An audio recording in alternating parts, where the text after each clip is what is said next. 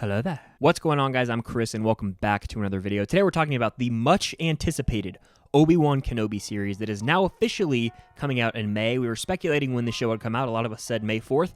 That's not the case, but I'm going to get into this show and some speculations I have for it, and just talk about the poster and a bunch of cool things that have been released for it recently. But before I do that, make sure to hit the like button, comment down below your thoughts and anticipation or expectations for the Obi-Wan Kenobi series, and make sure to hit that subscribe button and notification bell so you don't miss out on any future videos like this one or any coverage of the Obi-Wan Kenobi show. So for the longest time, myself and many others were speculating that this show was going to come out on May 4th, Star Wars Day. But Disney recently announced it's actually going to be coming out on May 25th, which is cool because this is the 45th anniversary of Star Wars Episode 4, A New Hope, one of my favorite films of all time. I've actually called it my favorite for many years. This is really cool, very fitting. It's appropriate, honestly. A May release date feels right for Star Wars. And I also think it's a smart move on Disney's end because they realize Multiverse of Madness, probably the biggest Marvel movie of the year, comes out on May 6th, which would be 2 days after the release of Obi-Wan Kenobi, so they don't want to have conflicts of interest with Star Wars and Marvel. Granted, the Obi-Wan Kenobi show is on Disney+, but still, a lot of people might be saving, the Obi-Wan Kenobi episode for the weekend,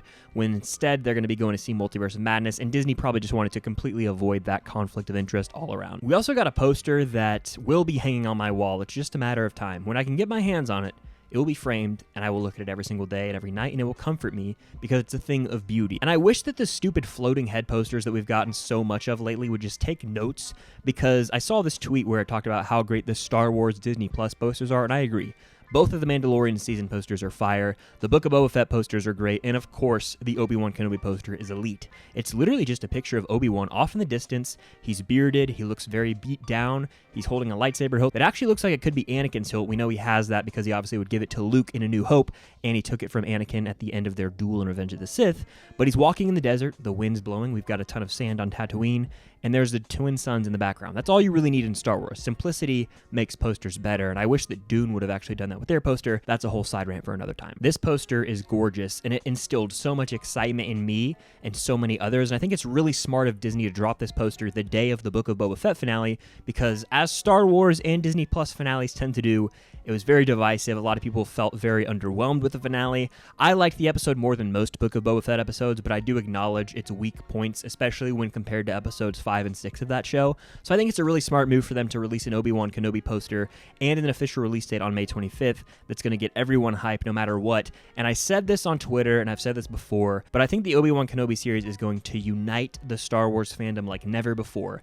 Now, I might be speaking too soon because there's always going to be pockets of Star Wars fans that complain.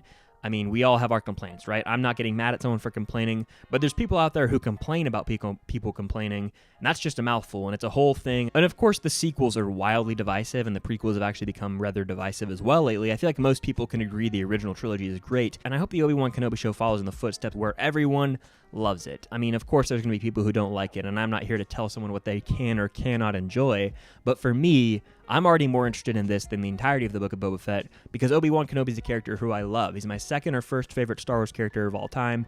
Anytime he's on screen, I'm captivated. Ewan McGregor coming back is the equivalent of Toby or Andrew coming back in No Way Home because we haven't seen this character on screen since 2005. It's a massive deal. Hayden Christensen's coming back. There's going to be flashbacks to the Clone Wars with Ewan McGregor and Hayden Christensen in live action, likely in their Clone Wars armor. Maybe we'll even get to see Ahsoka and see the whole Star Wars trinity together.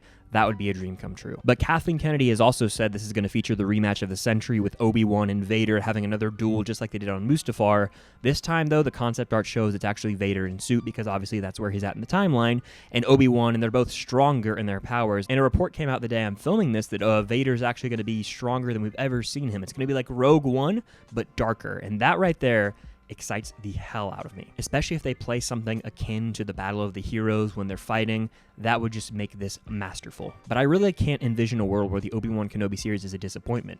The only thing that concerns me is it's 6 episodes long, and in the past, Disney Plus has kind of rushed through some of their shows. I wish they would expand them to at least 10 episodes long, like a Game of Thrones season, or even 13 episodes like some of the Marvel Netflix stuff. I want this show to be a home run. I almost wish that it was a movie because we would get to experience it in IMAX or on the biggest screen possible with a ton of fans. I'm still going to do watch parties, and that will be the equivalent of that, I think. But I'm a little bit concerned because Disney Plus is track record hasn't been too hot. Now, Moon Knight could redeem that when it comes out, but I'm mildly concerned just because, again, I love The Mandalorian, it's 8 episodes, but the Book of Boba Fett had me a little concerned with how all over the place that show was, not only from a tonal perspective, but from a plot perspective.